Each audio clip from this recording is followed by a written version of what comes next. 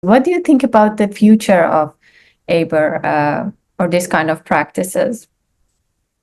Yeah, I think the work that I've been doing in it for the last couple of years with colleagues is around speculative artography. And so we've been in this space of speculating on and with people around futures. For me, it is an important methodological space for thinking about what we want in the world. And if we want change, and if we want to see the types of complexities that we have interrogated and undone and understood, then I think that these methodologies are really important. But with them, which is what we've just talked about for an hour, with that comes an art education that also has to do that, because otherwise we can't dismantle any of the complexities and systems that don't allow us to exist as in our methodologies either, because they're all working in relation to each other all the time. So the future of us pushing at those edges is a necessity. How those edges and those walls and those borders begin to be dismantled is our job. And so that's what I think the future is. We need to actually work incredibly hard right now.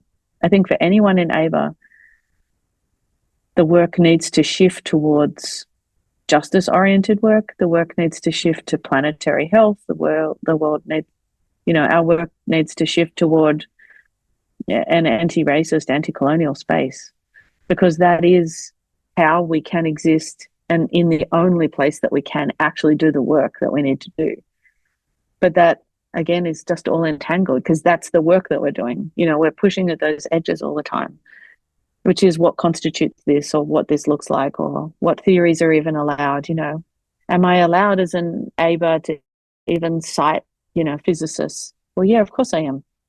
Am I able to work in environmental and climate data? Yeah, of course I am.